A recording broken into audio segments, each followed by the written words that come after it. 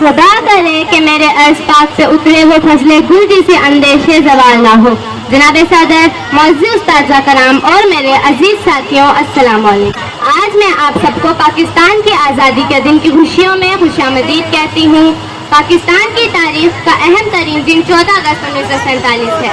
اس دن ہم نے پہلی مرتبہ برابری، خود مختاری اور آزادی محسوس کی۔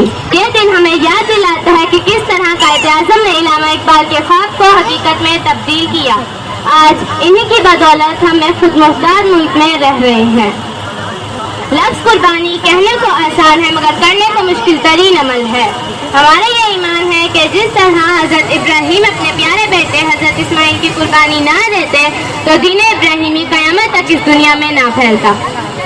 جناب محترم سامعات، 14 اگست کا دن صرف خوشی کا جشن منانے کا دن نہیں بلکہ ہمیں یہ سبق دیتا ہے کہ ایک تو آزادی سب سے بڑی نعمت ہے اور دوسرا کسی چیز کو حاصل کر لینا کمال نہیں بلکہ اس کے حصول کو ترقی کے ذرا پر رواں دواں کرنا اصل کمال ہے۔ اے وطن، تجھ سے نیا عہد وفا کرتے ہیں۔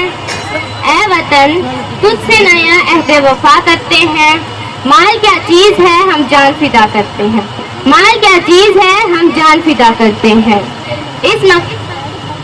سرخ ہو جاتی ہے وہ صحن چمن کی مٹی، سرخ ہو جاتی ہے وہ صحن چمن کی مٹی، اس مقام میں تب پھول کھلا کرتے ہیں، اس مقام میں تب پھول کھلا کرتے ہیں۔ جناب صدر قائد اعظم محمد علی جناح کے بے خوف بے باک دانشمندانہ قیادت میں برصغیر پاک و ہند کے تمام مسلمان ایک جھنڈے تلے جمع ہو گئے اور عمارت پاکستان کی تعمیر میں انہوں نے اینٹوں کی جگہ اپنی ہڈیاں اور پانی کی جگہ اپنا خون بہا ڈالا۔ مٹا دے اپنی ہستی اگر کچھ مرتبہ چاہیے، مٹا دے اپنی ہستی اگر کچھ مرتبہ چاہیے، کہ دانہ خاک میں مل کر گل گلزار بنتا ہے، کہ دانہ خاک میں مل کر گل گلزار بنتا ہے۔